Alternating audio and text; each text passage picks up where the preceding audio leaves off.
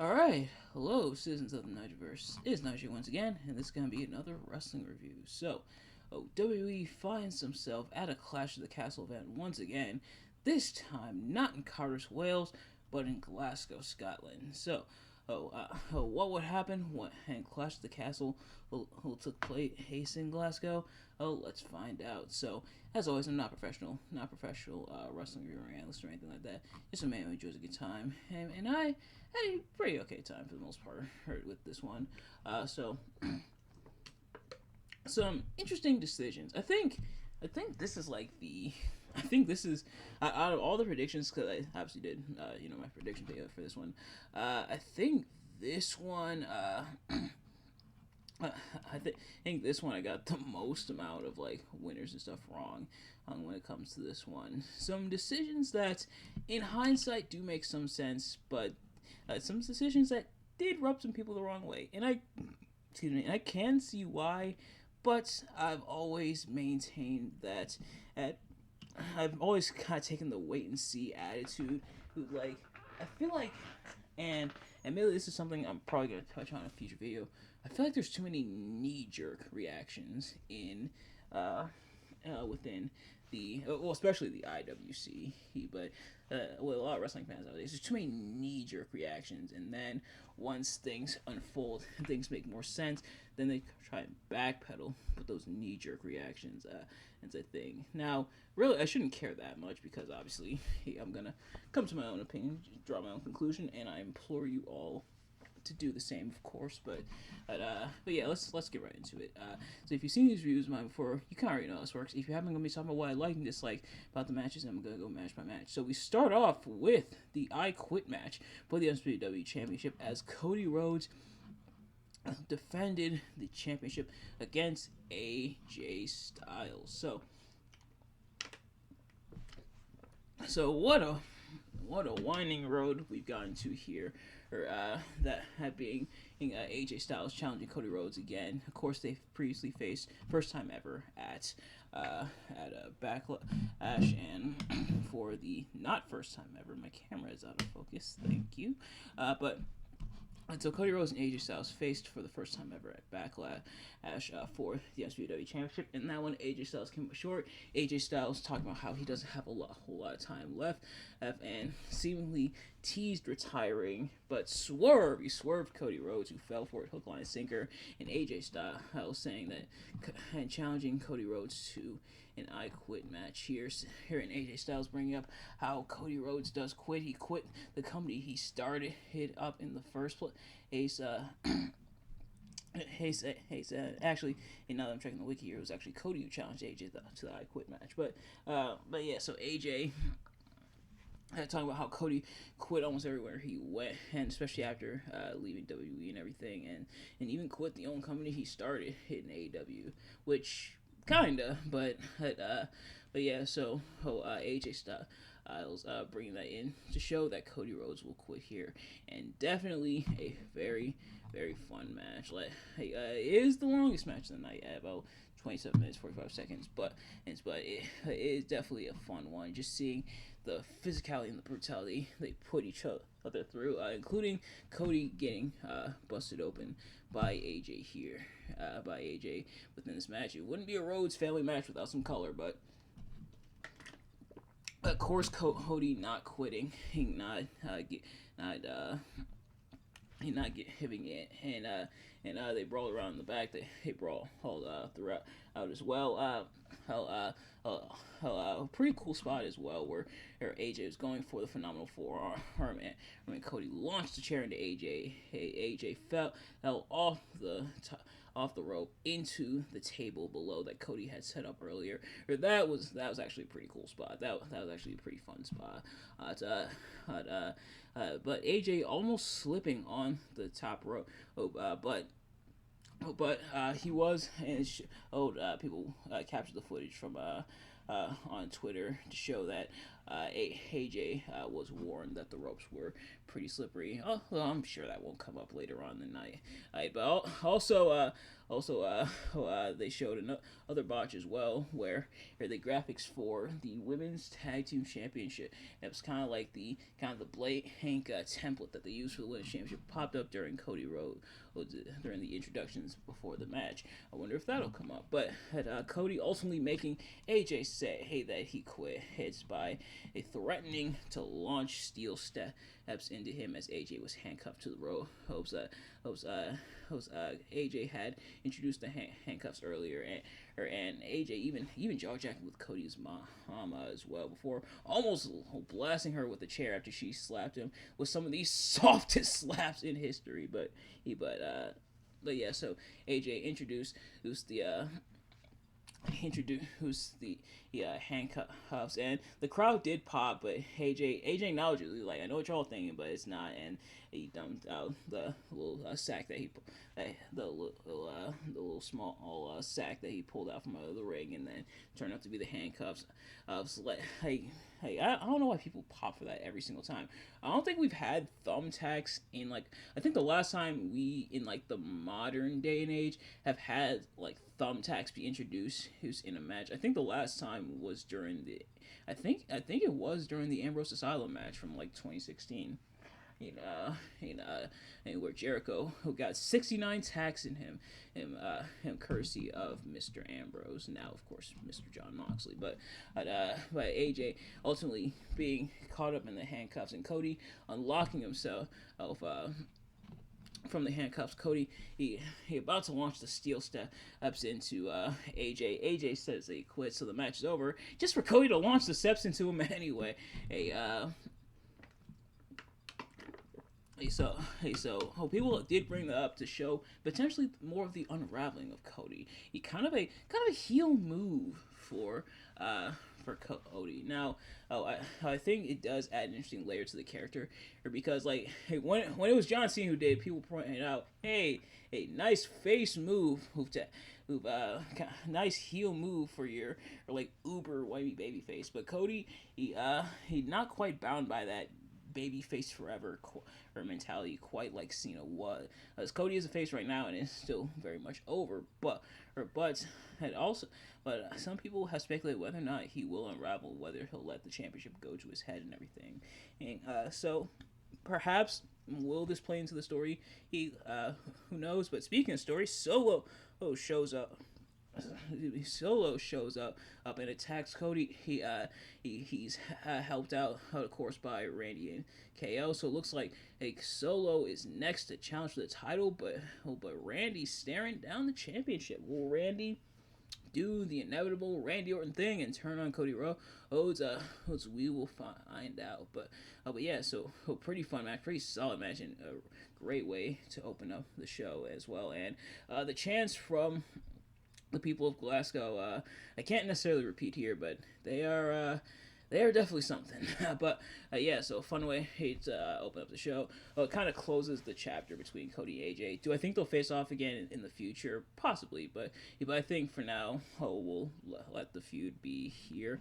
Or it looks like Cody's gonna transition to his feud with Solo, and then potentially transition to his feud with Randy. So we'll see how things go down from there. But yeah, so pretty solid opener for the show. But next up for the women's tag team championship, it's Bianca Belair and Jade Cargill defend against, and the unholy union of Alba Fire and Nigel. That's their official team name, at least according to Wikipedia, which I forgot they had an official team name. And of course, Shayna Baszler and Zoe Stark, and to my surprise, as Alba Fire and Isla Dawn end up winning the championships here. I guess you gotta have at least one hometown pop. But yeah, so they end up winning here. But of course, I think all three teams did relatively well. They went with the triple threat format where all three members of one team were in, or I should say, each team had a member in, and then just tagged the other person in. Thank you WWE, for doing it that way. Because I hate the other format where it's two people and then you tag in the other team because logistically it's kind of weird. But that's then also the botch of Jay Cargill slipping on the ropes. A lot of people went nuts over it. Which, man, like another reason why I hate the internet sometimes. Like Jay Cargill, she's not. I have news for you guys. She's not the first one to slip on the ropes. Oh, she wasn't even the first one on, that night, and she certainly won't be the last. She certainly won't be the last on the night. But slipping on the ropes happens. Even the veterans do it. Like accidents happen, slips happen. It doesn't mean she's untrained. Hell, Braun Breaker slipped on the ropes on Raw. Like slips happen, accidents happen, and sometimes the ropes are a little slippery. If anything, they should probably fix those ropes. But the slips on the ropes happen. It's happened in WWE. It's happened in WWF. It's happened in WCW. I'm sure it's happened in ECW. I'm sure it's happened in TNA. I know it's happened in AEW. Slips happen. Things happen, and it doesn't mean she's untrained. Doesn't mean she's bad. She slipped. That's it. It happened. Get over it. But. Nevertheless, just had to kind of do a mini rant there, but yeah, so solid enough encounter. So where will the team with Bianca and Jade go from here? We'll find out, and how will Alpha Fire and Isla Dawn do now that they're the women's tag team champions? We'll find out. But congrats to them, and kind of a full circle moment as well, because they mentioned that they kind of put a curse on the title. I think it was his team who said they put a curse on the titles, which would explain all the bad luck that the WWE Women's Tag Team Championships have had on like its holders. Which is fun. It's crazy how they acknowledge that in kayfabe. But yeah, so congrats to them, and definitely, getting the pop for it and celebrating with their family which was pretty cool. So, but yeah, congrats to them. But then next up in Intercontinental Championship action, Chad Gable, the leader of the Alpha Academy, the master of the Alpha Academy, he seeks to take the Intercontinental Championship from Sami Zayn. Was he able to do so? Well, no, but this was also one. This is kind of where we get into where we get into like the matches where people felt like the wrong person won. I can kind of see.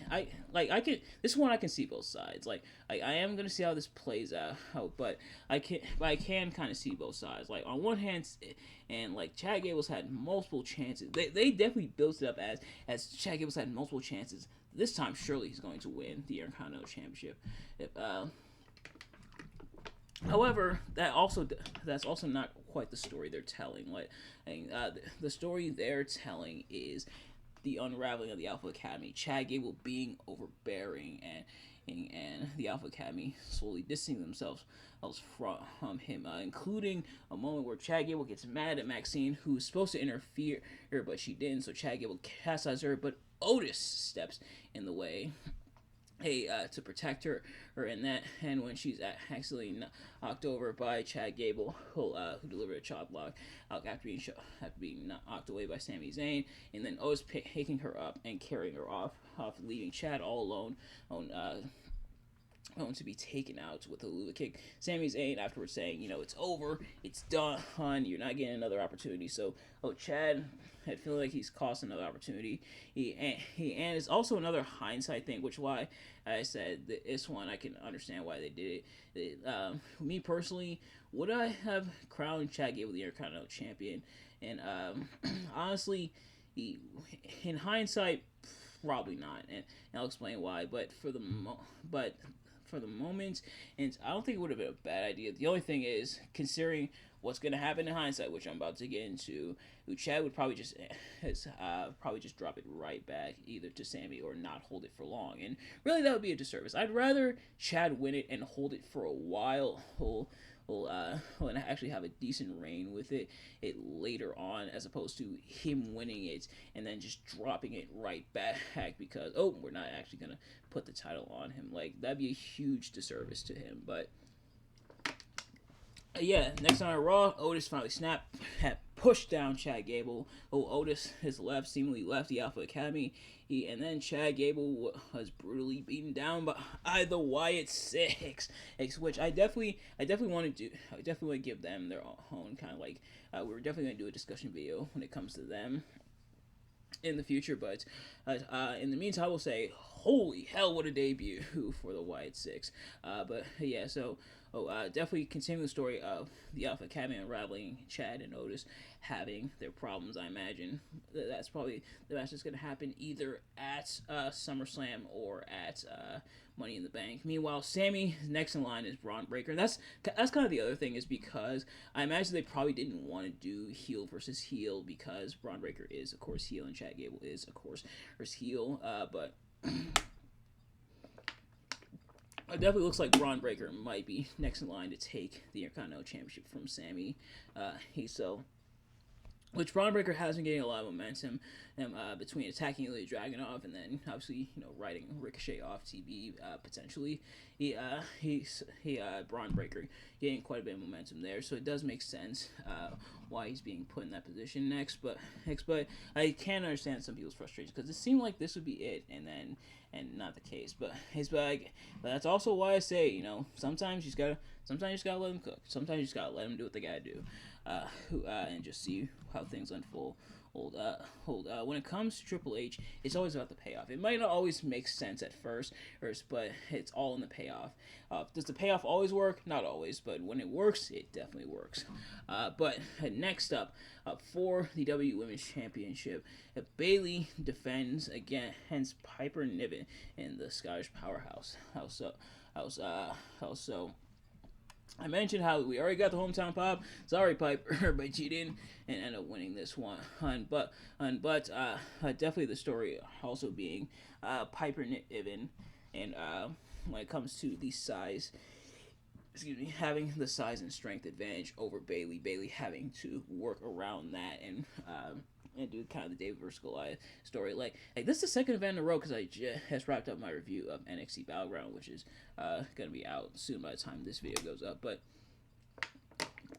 two kind of David Goliath battles where the smaller wrestler has to contend with the size and power disadvantage, and Jim Bayley ultimately doing so with kind of the roll up, the shoulder roll up to pin Piper Niven and put her away. And Chelsea Green, who was ejected at first, is coming back out with a Rey Mysterio mask, and judging by the skull in the back of it, it's literally Rey Mysterio's mask, or at least a replica of it from Halloween Havoc '97. Why did she come out with the mask? I'm not entirely sure, but it was hilarious.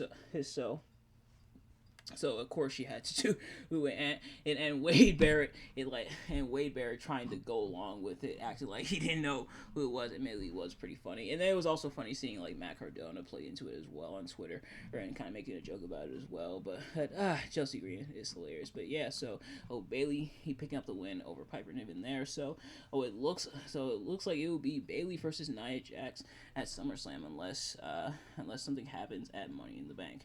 But last but certainly not least, for the World Heavyweight Championship, aka the other match that drew quite a bit of ire, Damian Priest, he's El Campeon, defends against Drew McIntyre, and I think I'm getting this right, El Campeon del Mundo, the world champion, and I'm not sure how to say heavyweight in Spanish, but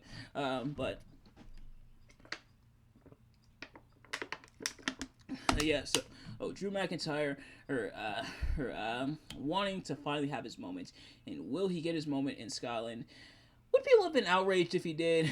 But yeah, so Drew McIntyre seeking to finally get his moment against Damian Priest. But let's address the elephant in the room, because I know you are all waiting for me to talk about it. You remember how I said at people who were going to slip on the ropes later on in the show as well, and to not give Jade Cargill too much snuff for it. Well, here it is. Damian Priest, he's going for his rope-assisted Tope con Hilo, who gets tied up in the ropes and gets his ankle caught in the ropes. And admittedly, it does look pretty bad. Like you can tell he's hurt. Hurt from what everybody's saying, it wasn't too bad, but it was pretty scary, admittedly. And yeah, I hope Damian Priest truly is okay, but because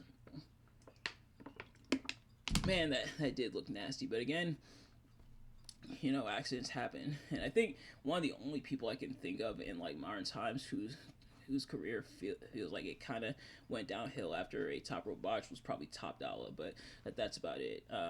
But yeah, some mistakes happen even in the World Heavyweight Championship match, but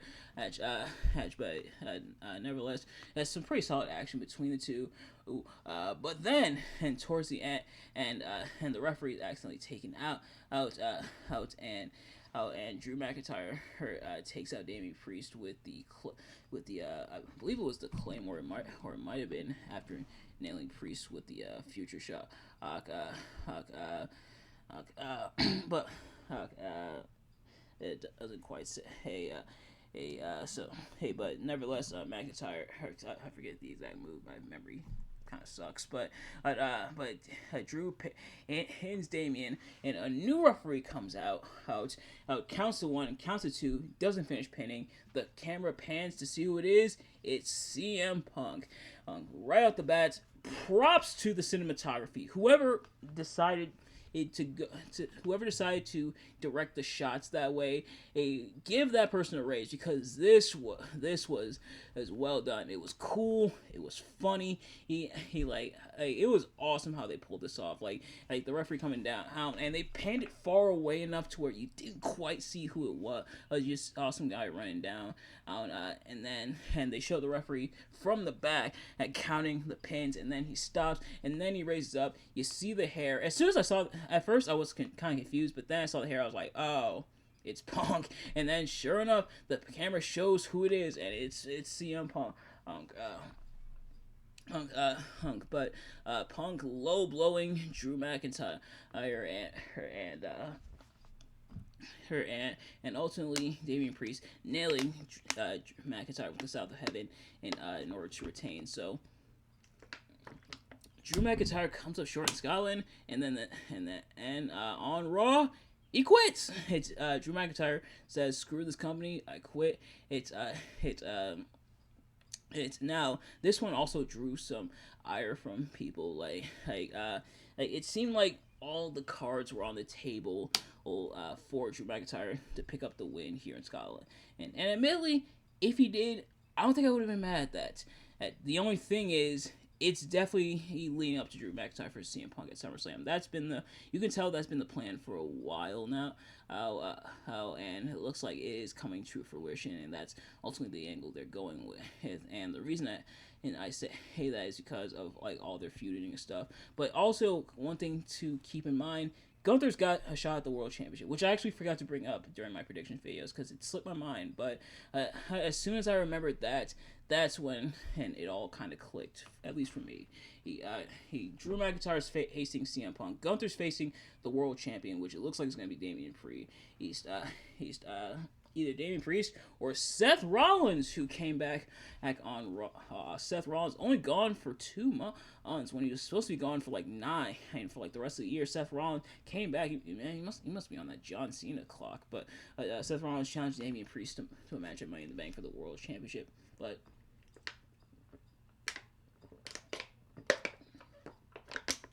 let's finish off my water here. Again, I can see why people are upset at, but at the same time, the match is Drew McIntyre versus CM Punk. And in a way, it kind of Drew McIntyre, or the other story is Drew McIntyre's actions coming back to haunt on him. His constant whining and playing is vindictive of actions because he can't get what he wants, coming back to haunt him because he, for all intents and purposes, drew first blood when he in kayfabe, hopefully not in real life, but in kayfabe, he intentionally injured CM Punk and targeted him so that CM Punk got injured at the Royal Rumble, thus costing CM Punk not just his WrestleMania match, but his potential World Heavyweight Championship win against Seth Rollins. And so, so McIntyre costing CM Punk there, and to the point where he rubbed the world title in his face, and CM Punk in a lot of ways retaliating, and Drew McIntyre making an enemy out of CM Punk, and CM Punk saying with his final breath he will make sure Drew McIntyre doesn't hold World Championship gold. So it does make sense in that regard, and McIntyre versus Punk seems like it will be the move for SummerSlam. And with Drew McIntyre quitting, I imagine he'll probably come back maybe at Money in the Bank, which is ironic because it was Money in the Bank last year where he came back as well the first time around after he was out for quite a while. But with McIntyre and Punk taking place at SummerSlam, it seems like that's in the cards. It's in the works. They've been teasing that for a while, and how this is the follow through. So it makes sense because obviously the world champion's facing Gunther, and they probably wouldn't do a triple threat because that's not what we've been sold on when it comes to Drew McIntyre versus CM Punk. But yeah, so it does make sense in that regard. I know some people were upset about how it, but it also makes sense. There were some people who were obsessively upset about it. You probably saw the one post, which again I'm not gonna repeat, only because this is not quite a family channel, but but anyway, but yeah, so it does make sense in that regard. But yeah, that is it for Clash at the Castle. If I had to pick the strongest and weakest match of the night, the strongest definitely the opener for the Undisputed Championship. If I had to pick the weakest, maybe the Women's Tag Team Championship match, but that's only by comparison, really. But nevertheless, that's going to do it for this review. Thank you all so much for watching. I hope you enjoyed. If you did, please do me a favor, like, comment, subscribe, and share with your friends, and turn on post notifications, every time I upload a video so you can see as it drops. And let me know in the comments what your thoughts on Clash of the Castle and my review. Did you like Clash of the Castle? Did you like my review of Clash of the Castle? Let me know. Thank you all so much for watching. I'll see you guys later. Peace.